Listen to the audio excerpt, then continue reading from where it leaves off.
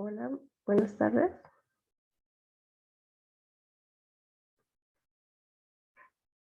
Soy la química Nayeli y les voy a exponer el envío de muestras al Laboratorio Estatal de Salud Pública para el diagnóstico de rabia.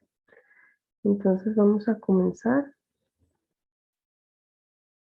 por, como les decía, el envío de muestras al Laboratorio Estatal de Salud Pública para el diagnóstico de rabia. Para los que no me conocen, algunos sí, otros no. Yo soy la química Nayeli Flores Robles, la responsable del diagnóstico de rabia.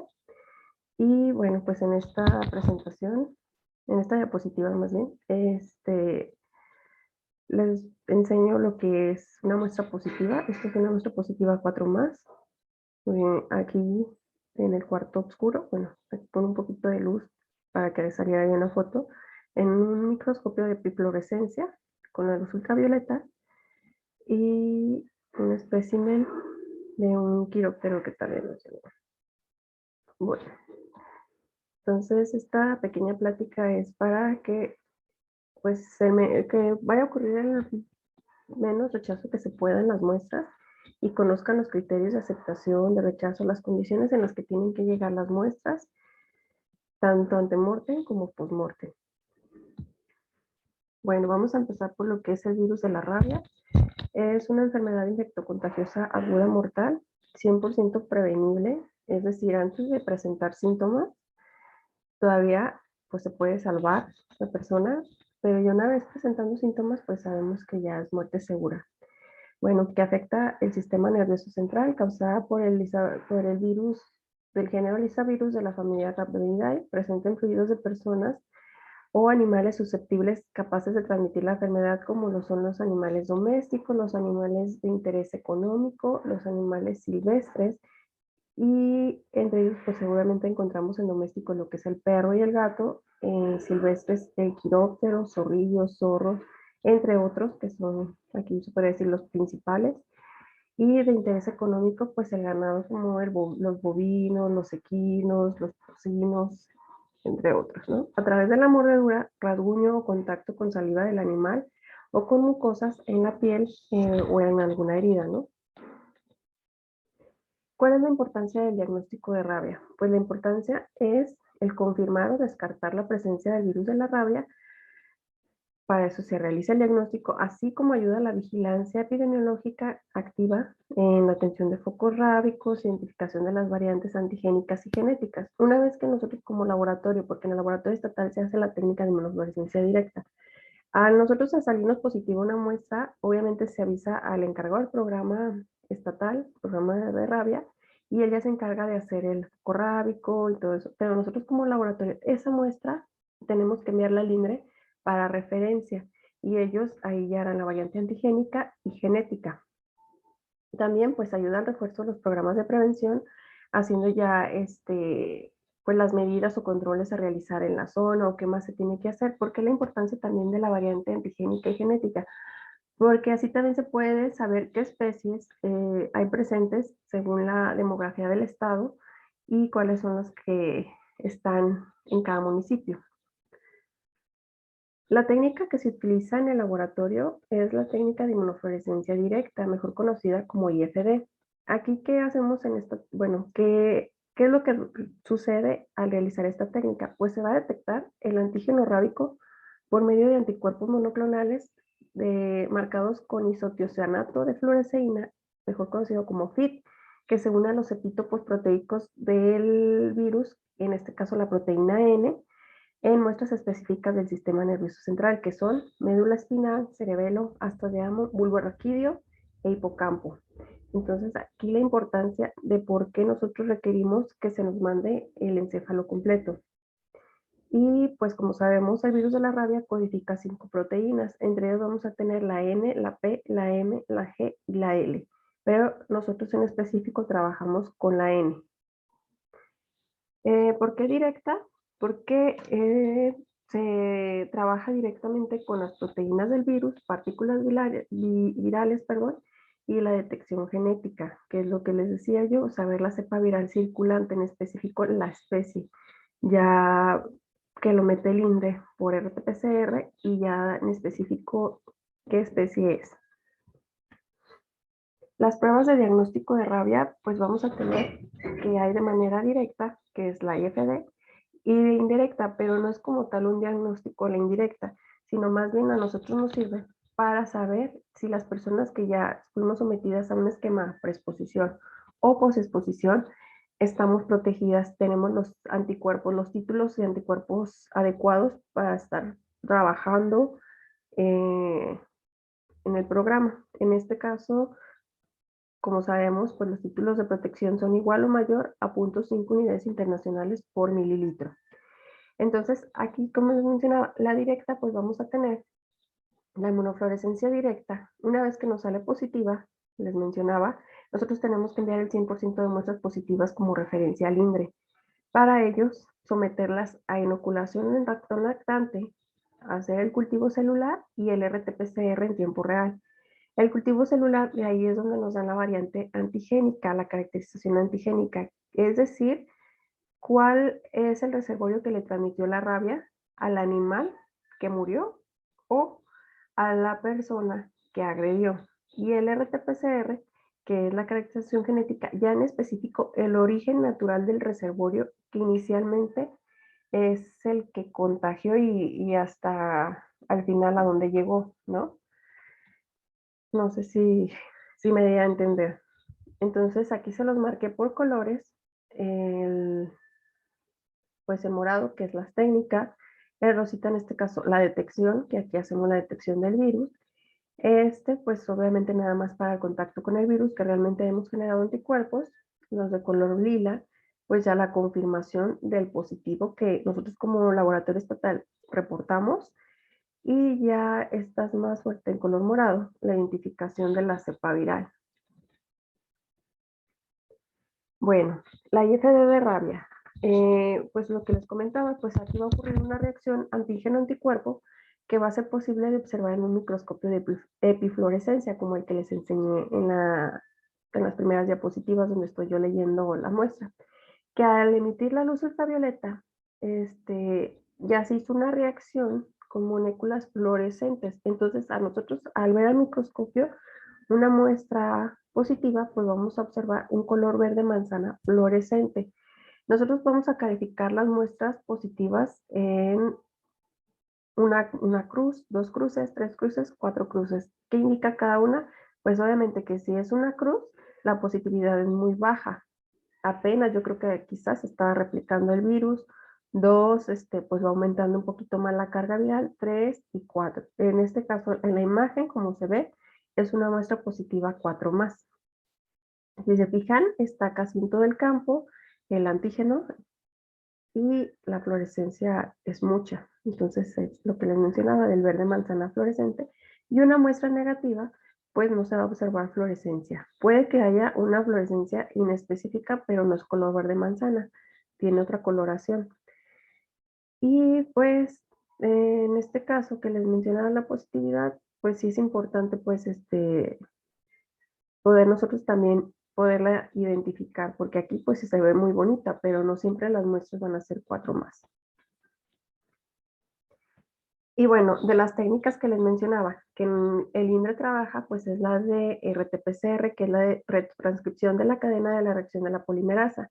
Este procedimiento, ¿para qué sirve? Pues sirve para que ellos, si la muestra está muy baja en carga viral, pues va a hacer la amplificación exponencial. Entonces, ahí ya se va a poder detectar mediante ese número de copias de ARN. Entonces la importancia que a lo mejor puede que yo me dé positivo sin una cruz, pero no se pueda, bueno, que a mí no me dé positivo una cruz, sino más bien que la detección sea muy baja, como en el caso de humanos, en las pruebas antemortem, sí, en las pruebas antemortem, que todavía no, sabemos que la sensibilidad de las pruebas antemortem es muy baja, entonces cuando ellos lo meten por RT-PCR, aunque esté muy baja la cantidad que tenga esa muestra, puede que ahí lo detecte. No siempre, como les menciono, porque es muy baja la sensibilidad de ese tipo de muestras. Pero para eso nos ayuda el PCR. Otra pues es la prueba biológica que se hace en la inoculación en ratones lactantes con 3 días más o menos de nacidos. Entonces esto se hace por vía intracerebral en ratones donde se les inocula la muestra y ellos los tienen en una observación. Obviamente el INDRE cuenta con un bioterio, como les muestro en esta imagen, de hecho esta sí es del bioterio del INDRE, y ya al momento de que nosotros mandamos las muestras o que ellos están procesando sus propias muestras ahí para que hay sospecha de un caso de humano o que mandamos ya positivas de animal, ellos van a inocular a los ratones por, como les mencionaba, vía intracerebral y los van a tener en observación más o menos aproximadamente unos 28 días. Si en 28 días el animal muere, y ahora sí, hacen la extracción del cerebro del ratoncito y lo meten por IFD. Si da positivo, pues ya ahora sí de ahí ya pueden meter a las demás pruebas. Por eso la importancia de la prueba biológica. Y la otra es la del cultivo celular. Pues como bien lo dicen, pues se va a replicar el virus de la rabia en esta línea celular. Cuando el virus es muy insuficiente de detectarse o de amplificar, pues lo hacen de amplificar en prueba biológica, pues lo meten en cultivo celular. Entonces, las muestras antemortem generalmente todas las corren por cultivo celular, RT-PCR y prueba biológica. Tipo de muestras, pues los tipos de muestras sabemos que va a haber muestras antemortem y muestras postmortem. Las muestras antemortem van a ser las improntas de córnea, piquillo cefalorraquídeo, hisopo sublingual, biopsia de cuero cabelludo y saliva. En las muestras postmortem, pues vamos a tener solamente se confirma o se descarta en el encéfalo, porque sabemos que ahí es el donde se replica el virus. Y que ahí, pues la sensibilidad y la especificidad es 100% con el reactivo que nosotros estamos trabajando. Otra que también se realiza por la técnica de inmunofluorescencia directa son las improntas de córnea. Entonces, en el laboratorio sí procesamos las improntas de córnea, pero al INDRE mandamos otras para diagnóstico.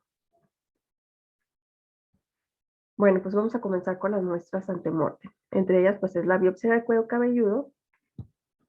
Déjenme mover el cuadro, porque si no les permite ver.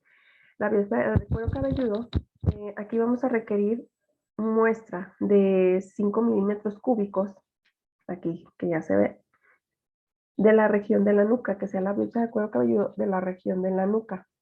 Si no se mete a ninguna solución, de preferencia que nos lo manden en un tubo de rosca de plástico, por favor, de plástico, tapado con papel parafil y congelado a menos 20 grados centígrados. Si no la van a congelar, entonces en una solución de 50% de glicerol y 50% de solución salina fisiológica a una temperatura de 4 a 8 grados centígrados inmediatamente al laboratorio.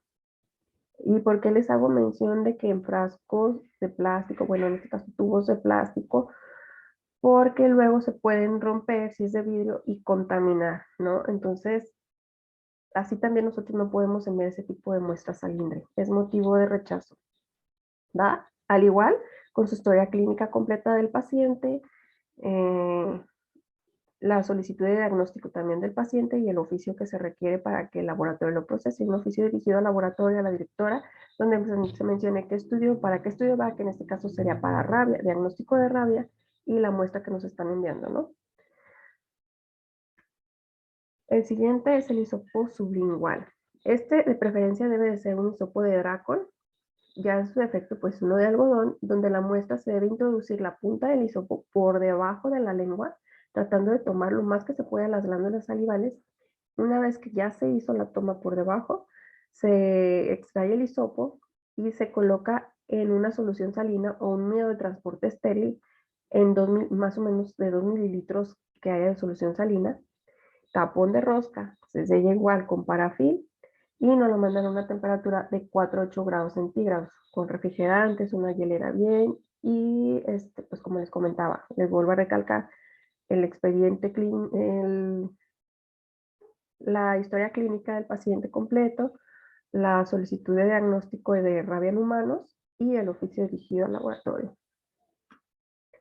Las siguientes pues son las improntas de córnea. Las improntas de córnea, como les mencionaba en las otras diapositivas, se hacen 2 tomas por cada ojo, 2 improntas, ojo derecho y ojo izquierdo. Aquí los portaobjetos pues deben de estar previamente desengrasados con etanol éter y lo tiene que hacer un oftalmólogo, porque para no lastimar el ojo del paciente. Al igual, me voy a regresar un poquito, a la biopsia de cuero cabelludo también la tiene que hacer un dermatólogo, gente especializada en estas tomas, porque pues lo menos que queremos es lastimar al paciente, ¿no? Una vez que hacen la toma de la impronta en el ojo, se tiene que dejar secar unos 30 minutos a temperatura ambiente, y si en el lugar donde están haciendo la toma de la impronta tienen acetona a menos 20 grados centígrados, pues de preferencia que nos las fijen y se fijan en acetona a menos 20 grados 30 minutos. Pero si no, nada más pueden hacer la toma, la dejan a temperatura ambiente por 30 minutos para que la muestra quede como bien impregnada en el portalaminillas y de ahí nos guardan en un portalaminillas protegiéndolo de la luz.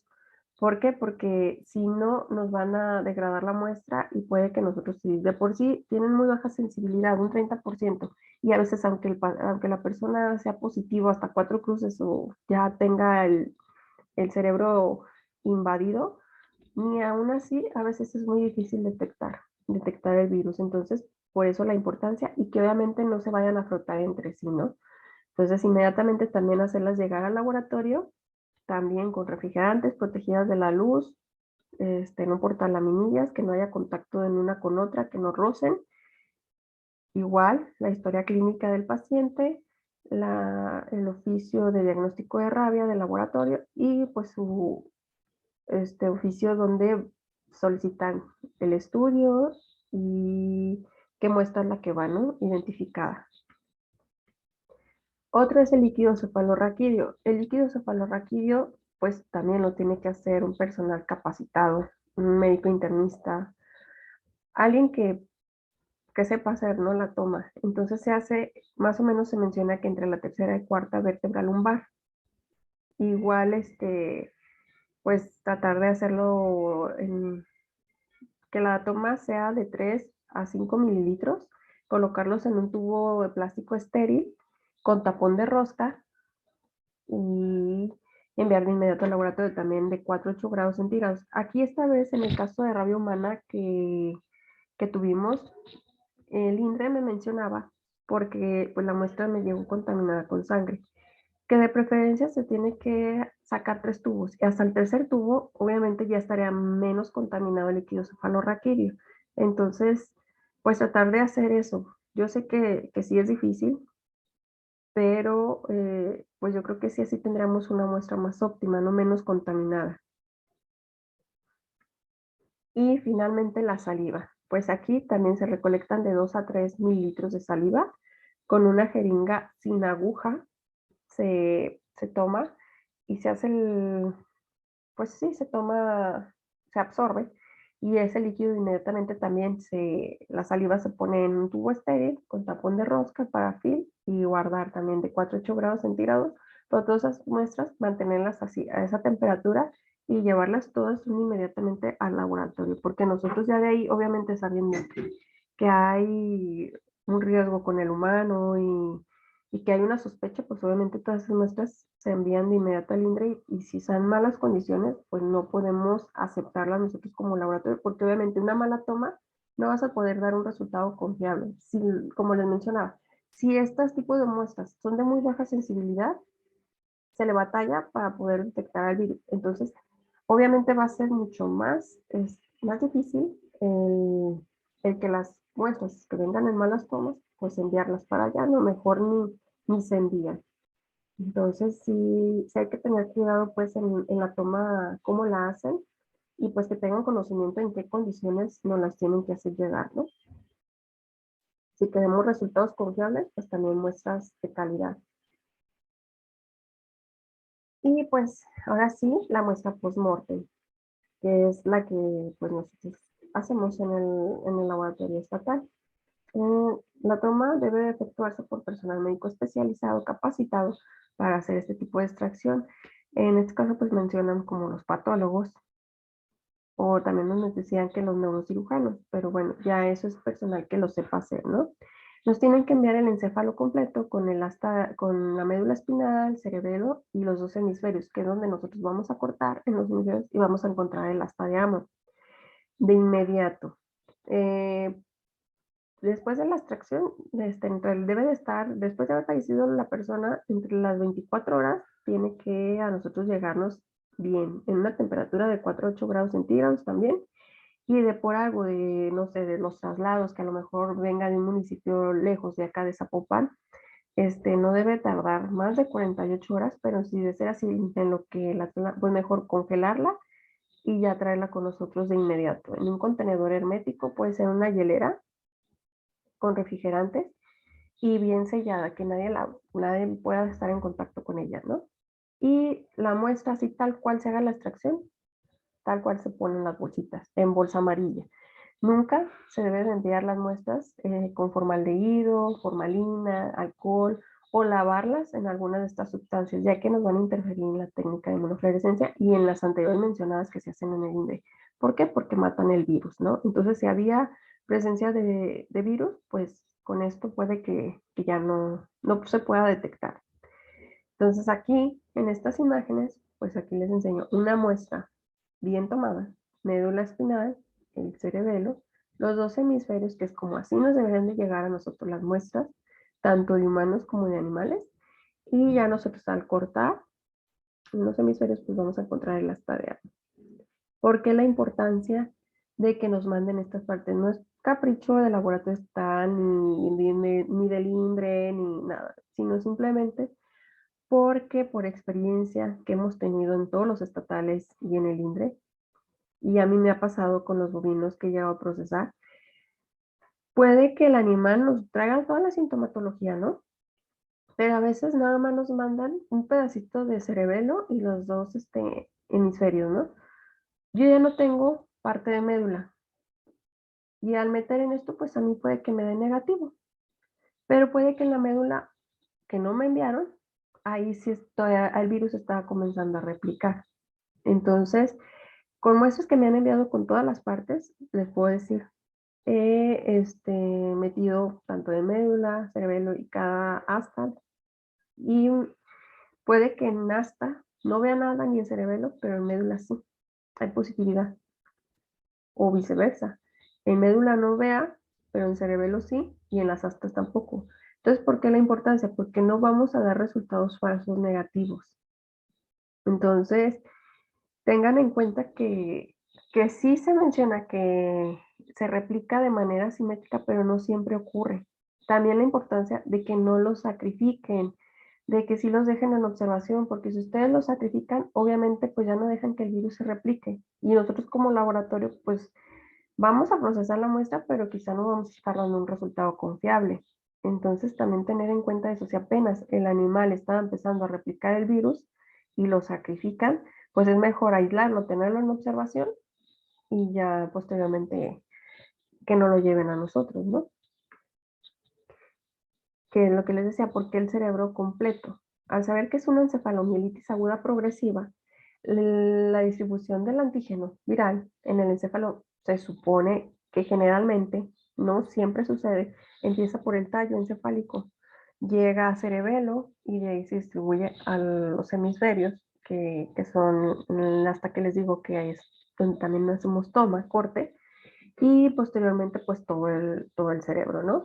De forma simétrica. Tampoco, pero también puede ser de manera simétrica, no siempre va a seguir el mismo patrón. Eso ya depende pues obviamente del animal, de la cantidad de virus, todo, todo ahí tiene que ver, ¿no? Entonces el diagnóstico, como les mencionaba, nosotros lo realizamos al menos dos de esas tres partes mencionadas, pero generalmente cuando a mí me llega una muestra donde me dice que hubo agresión por parte de ese animal o que se sospecha porque empezó con sintomatología, bla, bla, bla, nosotros como laboratorio sabemos que vamos a meter médula, cerebelo y astas de cajón. Entonces, por eso les menciono la importancia de por qué les pedimos que nos manden todas esas partes, porque como se los decía, No en todas a veces hay presencia del virus, apenas se está empezando a distribuir o quizás si no nos llevan una, pues ya nosotros vamos a dar un resultado negativo, aunque puede que sí el animal tenía rabia. Entonces,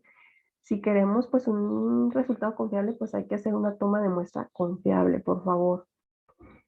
Y pues como les mencionaba, pues sabemos que en el encéfalo es donde se replica y la técnica, los reactivos que nosotros utilizamos tienen una sensibilidad y especificidad de 99%, entonces es muy buena. Por eso si nos hacen una mala toma, pues de qué nos sirve a nosotros tener una sensibilidad y especificidad en nuestro conjugado que utilizamos si las muestras pues no son óptimas. Y bueno, en muestra postmortem, en el caso de humano, pues nos deben de enviar el cerebro completo en doble bolsa amarilla como se ve en esta imagen, porque pues al final de cuentas es un biológico infeccioso, en una hielera, aquí está, con suficientes refrigerantes para que mantengan la muestra. La historia clínica del paciente, como se ve en esta imagen, y el oficio dirigido al LEPS, donde nos mencionan lo que les decía, que va dirigido al laboratorio, qué diagnóstico, qué tipo de muestra es, bien identificado, y esta solicitud que les menciono que es para el diagnóstico de rabia humana. Entonces son los datos que a nosotros también nos importa y nos interesan saber, independientemente de la historia clínica, que esta también es de cajón necesaria. En muestras de animales, pues al igual, vamos a ocupar el encéfalo completo, con médula, cerebelo y las astas de mano. En el caso de quirópteros, ya por lineamientos, nos deben de enviar el espécimen completo, congelado, porque al laboratorio nos han llegado las muestras, ni siquiera congeladas, la del espécimen. ¿Por qué? Porque a veces si no lo mantienen a esa temperatura, puede que también se muera el virus y nosotros ya no detectar. ¿Sí? Entonces sí es importante que el quiróptero nos lo manden congelado. En el caso de los animales silvestres, ya zorrillos, zorros, lobos, cuatís, gatos montés, pumas, tlacuaches, estos deben de ser acompañados por fotos en un formato electrónico y también en papel y enviarnos su clasificación taxonómica. Todo esto viene en los lineamientos, no es algo que yo esté inventando. Entonces los pueden checar, lineamientos de rabia INDRE, y ahí eso viene. En algún tiempo sí nos llegaban a mandar las fotos, no sé, de los quirópteros, pero eran fotos que ni se veía nada, una mancha oscura. Entonces, pues realmente no hay calidad en la toma de las fotos, ni así nos permiten a nosotros también poder bien identificar si realmente es lo que se nos está enviando, ¿no? Y por qué es importante que nos manden el espécimen completo en el caso de los quirópteros. Porque si nos llega a salir positivo, nosotros, como les mencionaba, nosotros como laboratorio tenemos que enviar el 100% de muestras positivas al INDRE. Entonces, si a mí me sale positivo un quiróptero, yo envío el espécimen completo al INDRE para que ellos analicen, lo vean, y si ustedes no me envían la clasificación taxonómica, pues obviamente ellos ya por medio de las pruebas de RT-PCR y todo eso, ya saben bien el origen, la especie, la variante, y ya pues se sabe a qué pertenece, pero independiente de todo eso, sí se les pide que ya la clasificación taxonómica también no la tenga. Entonces, en esta imagen yo les muestro, pues obviamente que hay un ciclo aéreo y ciclo terrestre, ¿no? El ciclo aéreo, pues vamos a tener todos los quirópteros, en el terrestre, pues los animales silvestres, los animales de interés económico, los animales domésticos y al final de cuentas, pues todos estos llegan al humano, ¿no? Para recibirlo, ya hablando administrativamente, ¿con qué papeles y con qué documentación tienen que llegar las muestras? Las muestras deben de llegar con el oficio dirigido al director del laboratorio o al laboratorio estatal. Y aquí les quise poner un ejemplo, ay, perdón, un ejemplo de un oficio, de hecho que acaba de llegar el 2 de mayo, donde aquí pues está muy bien, nos dicen para qué diagnóstico va, que dicen diagnóstico de rabia, muestras, enviarán tantas muestras, nos están mencionando 21 muestras de la región sanitaria a la que pertenece, y ya hasta aquí también nos mencionan que hay unas agresiones. Es un oficio nada más por muestra, perdón, un oficio por todas las muestras que nos envíen. En este caso están mencionando 21, entonces con ese solo oficio que llegue para las 21 es suficiente, no es necesario que me pongan un oficio para cada muestra, a diferencia de la solicitud de diagnóstico en animales. Ay, perdón. Este sí requerimos uno por cada muestra. Hubo una ocasión donde traían como 9 quirópteros y solamente llevaban una solicitud de diagnóstico por 9 quirópteros. Pues obviamente era motivo de rechazo. Yo qué sé a cuál información pertenece a cada quiróptero, y más si son de diferente región o diferente municipio. O sea, aunque pertenezcan a la misma región, pero que sean de otro municipio. Si a mí me llega a salir uno positivo de estos, ¿yo a quién lo voy a reportar? Entonces, por eso es importante que de este sí, de esta solicitud de diagnóstico para rabia en animal, sí nos hagan llegar uno por muestra. El oficio, sí, el oficio puede ir, si me mandan 20 muestras, uno para las 20 o uno, si es uno, pues uno para 5, dependiendo. Entonces, de este sí no es necesario uno por cada muestra, porque si una región nos estaba haciendo eso de que nos enviaba uno por cada muestra y si llevaba 10 más esto, entonces ni para qué estar gastando papel. Pero la solicitud sí es una por cada muestra. Es importante que también nos pongan la información que se les está pidiendo. Hay lugares donde no nos mandan nada, simplemente la especie y, y a lo mejor, no sé, la jurisdicción que lo manda, pero todo lo demás en blanco. Imagínense que una de estas muestras saliera positiva. Yo ni siquiera tengo la info, o cómo nos vamos a reportar, de dónde viene, o sea, ya el sitio en específico. Yo nada más puedes que diga, no, pues viene de la región fulanita, sí, pero en específico en dónde estaba el animal, la zona, la colonia, qué sé yo. Entonces, sí es importante que nos llenen todo esto, incluso cuando son agresiones, que sí nos pongan personas agredidas, cuándo fue la fecha de lesión, cuántas personas en contacto, número de animales en contacto, si presentaba algún síntoma del animal, que nos pongan cuáles.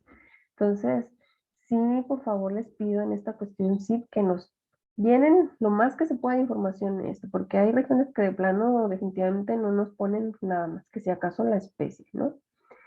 ¿Qué más? Pues se debe enviar eh, doble bolsa de polietileno o en un frasco de plástico con tapadera de rosca, pero generalmente ahorita hemos estado trabajando bien y creo que todas las regiones o quienes están enviando las muestras, pues sí no las están enviando en doble bolsa, pero sí volverles a hacer hincapié que en doble bolsa, porque a veces las traen tan sanguinolentas que se contaminan una con otra. Entonces también ahí para nosotros ya es un motivo de rechazo porque ¿qué resultado podemos dar? Imagínense que una de esas muestras que contaminó a las otras fuera positiva, pues va a contaminar y pues no, nosotros no vamos a estar arriesgando a estar dando resultados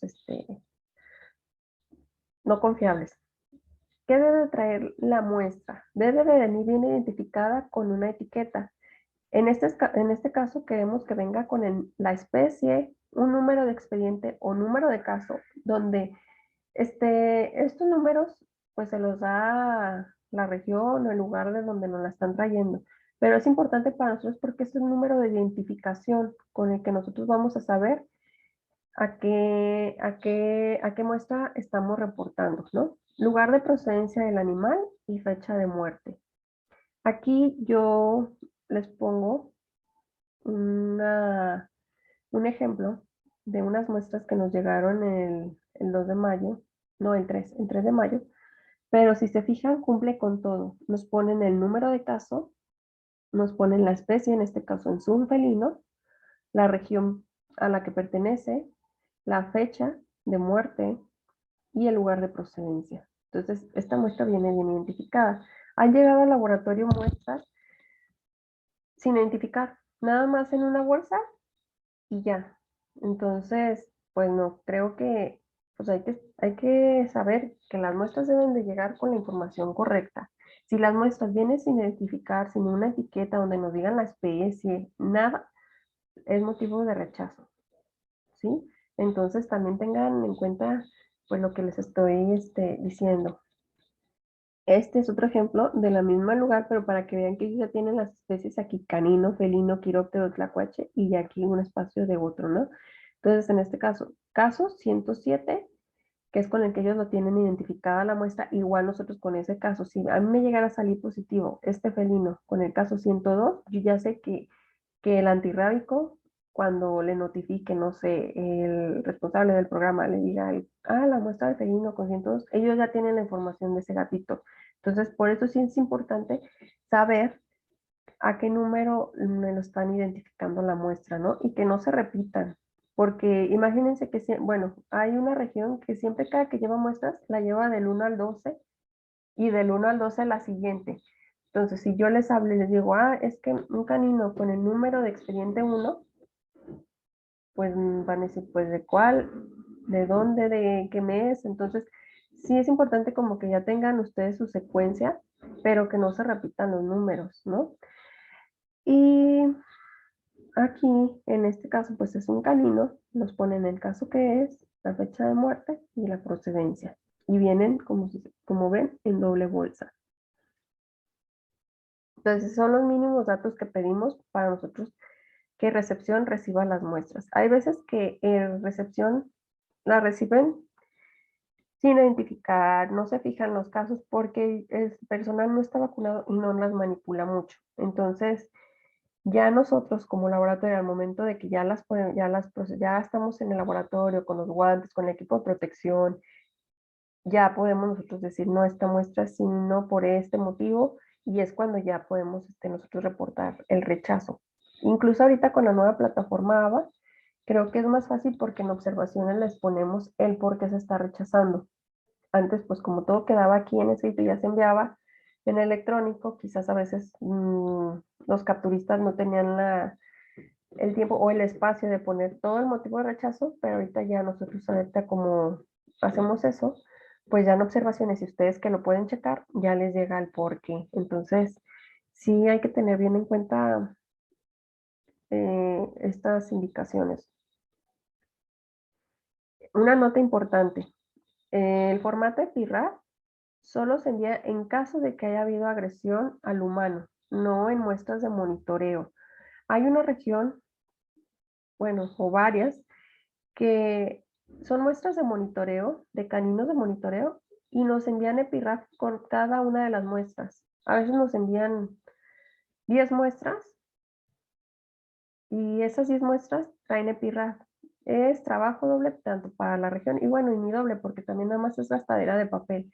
Entonces tengan en cuenta que el EPIRAD solamente cuando hay agresión con el humano y realmente se le está dando una secuencia a la persona, que ahí mencionan ya se le puso la inmunoglobulina o ya se le empezó con la vacunación de la posexposición de células Vero, si en el momento se le hizo lavado. Entonces ahí realmente el EPIRAD es para darle seguimiento a la persona, no al animal. Entonces, sí les pido de favor que el EPIRAD sea exclusivamente cuando ha habido una agresión, no para muestras de monitoreo.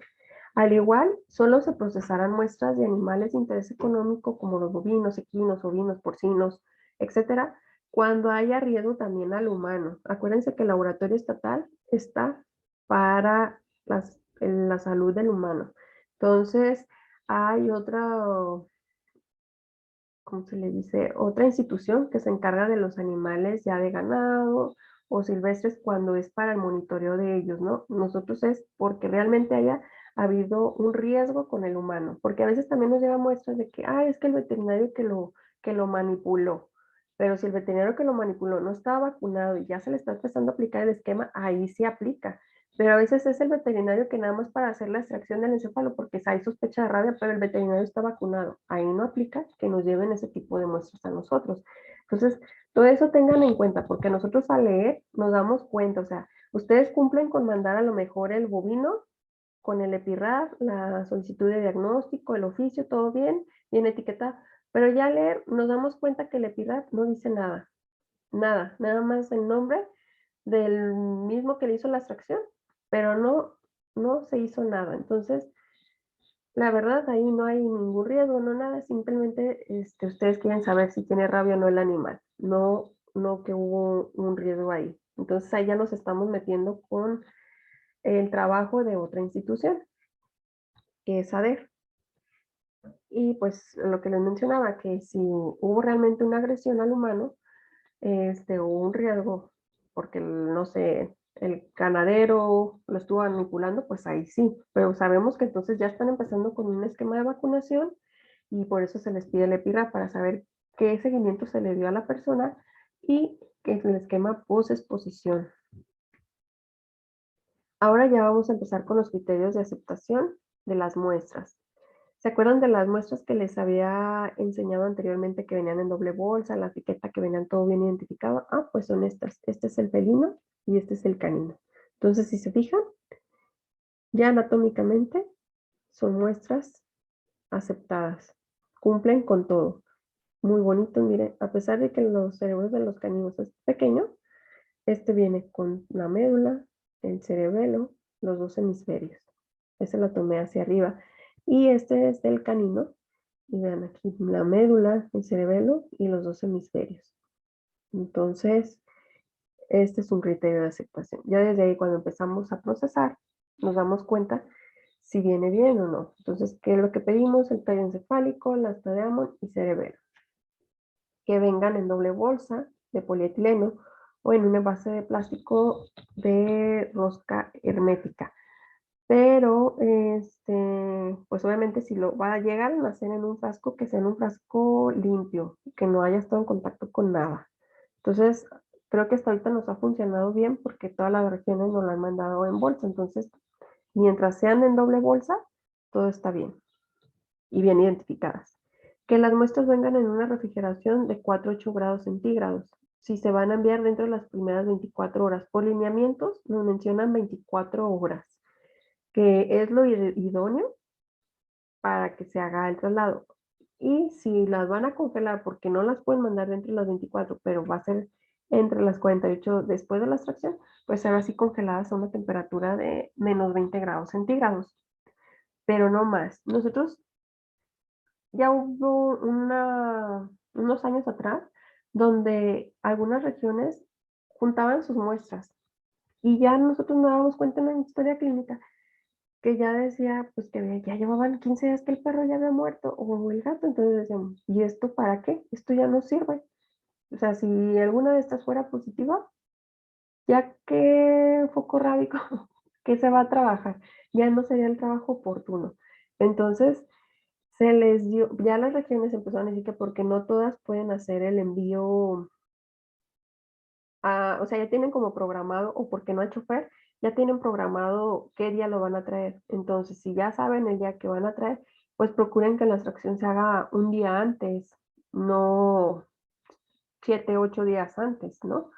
Entonces, sí hay que tener bien en cuenta eso, ¿no? Y que el laboratorio optó por entonces decir, bueno, conocemos que pues no hay gasolina, porque es lo que sean gasolina, chofer para el traslado. Entonces, les vamos a dar les estamos dando a la zona metropolitana 3 días y a las zonas foráneas 5 días, no más, ¿ok?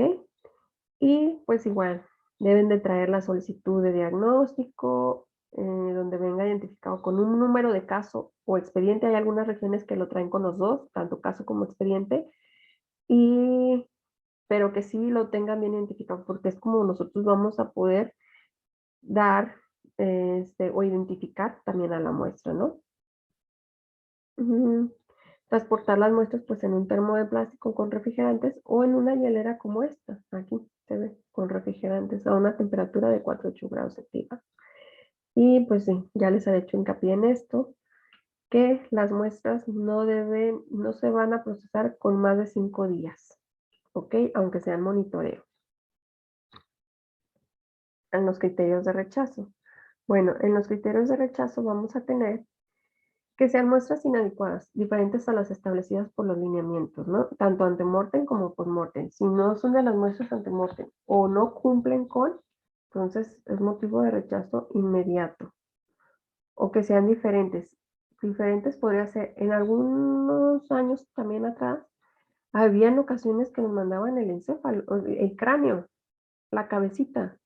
Entonces, para nosotros era un motivo de rechazo porque nosotros como laboratorio nos dedicamos nada más a hacer el diagnóstico, no a hacer la extracción de la muestra. Y se llegó a pedir en ocasiones el apoyo de algún antirrábico para ver, sí, porque a veces agresiones y nos llegaba a la cabecita, pero como les mencionaba, recepción no manipula las muestras, pues ellos no veían que era la cabeza. Entonces sí es importante decirles que muestras inadecuadas, y en este caso que nos manden el cráneo, que era a veces de un zorrillo o de un tlacuache, aunque son más pequeñas, de todos modos nosotros no tenemos ni el equipo ni somos personal para hacer la extracción. Entonces esos son motivos de rechazo. Entonces, ¿por qué? Porque no son aptas para el diagnóstico o que nos manden otro tipo de muestras antemortem que no sean, pues obviamente no son muestras donde se pueda encontrar la presencia de virus. Muestras derramadas también. ¿Por qué? Porque podemos contaminar al personal que las está manipulando o a otras muestras con las que venga, que es lo que les mencionaba, que a veces pues nos las traen en una bolsa muy sanguinolentas y esas contaminan a otras. Entonces sí hay que tener en cuenta que si alguna vez en un dado caso fuera positiva y está derramada, pues obviamente va a contaminar a las demás y claro, tiene que todas las muestras van a ser positivas. No se puede hacer eso, entonces también es motivo de rechazo. Muestras incompletas, también ya se los vuelvo a decir. Yo sé que ha sido un poco repetitivo, pero sí que nos quede bien claro por qué. Muestras incompletas porque reduce la posibilidad de detectar al virus, que es lo que ya les decía, que puede que replique en una parte, en otra no. Entonces, por eso es que se les menciona que debe de ser la toma de esas muestras específicas, que nos llegue así las muestras. Muestras en estado de descomposición. También nos han llegado muestras en estado de descomposición. De hecho, estas sí son fotos de muestras que sí nos han llegado, que hasta huelen. Entonces, ¿por qué? Porque el material biológico ya está degradado y es baja la posibilidad de que nosotros podamos identificar o detectar que hay virus aunque lo metamos. Entonces, fíjense que hay algo curioso que pasa, que cuando las muestras de agresión generalmente siempre llegan en pésimas condiciones. No entiendo por qué.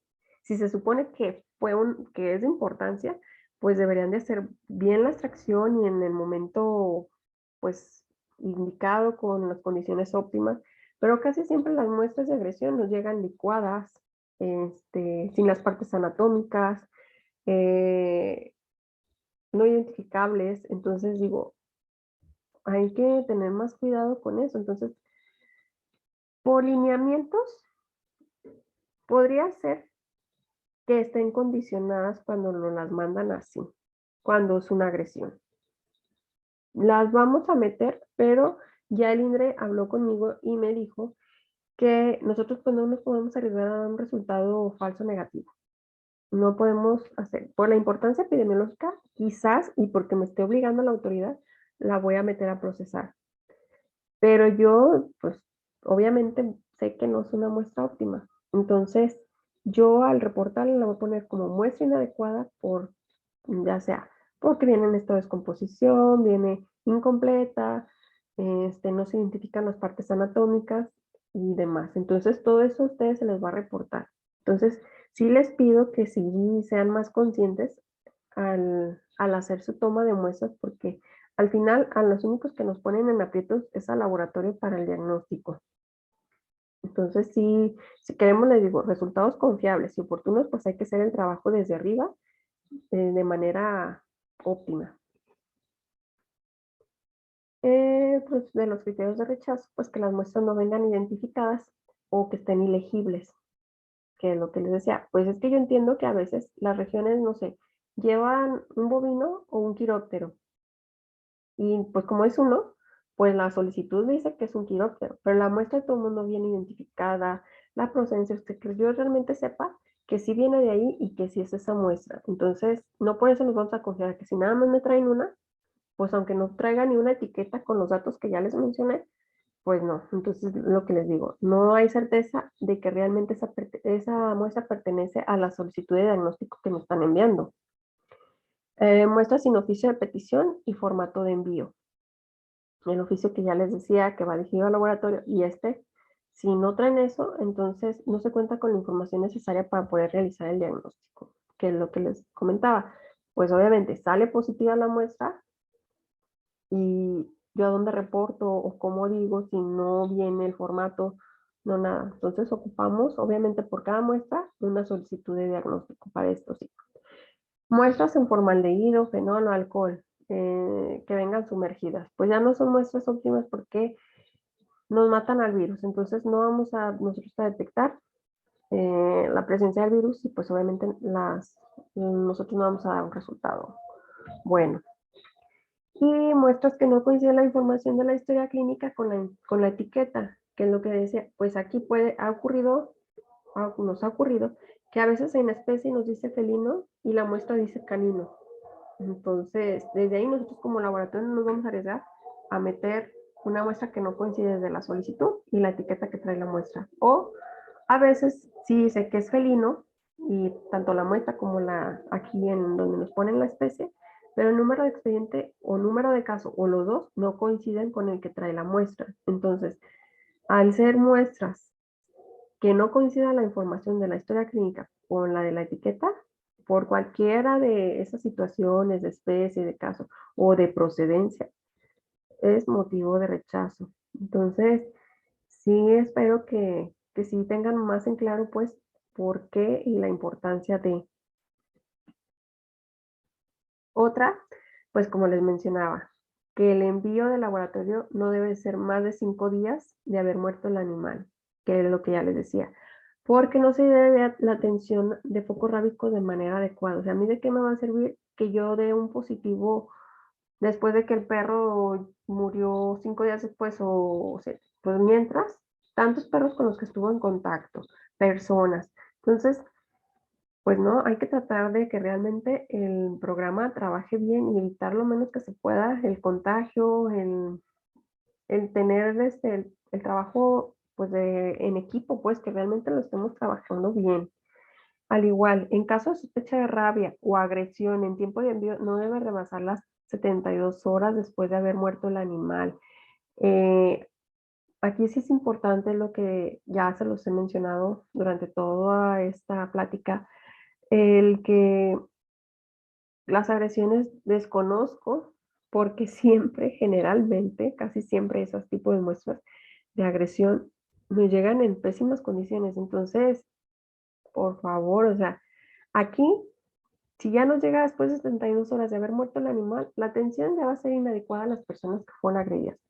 Va a haber un retraso en saber la identificación del animal reservorio natural. Entonces, aquí sí queremos llevar y seguir siendo de evitar lo menos también de muertes en humanos, de contagio en animales, el tener bien el trabajo del monitoreo y la parte del diagnóstico. Entonces siempre es importante pues que trabajemos en todo esto, que nos enfoquemos pues, porque a veces a mí me da mucho, pues, ¿cómo les puedo decir?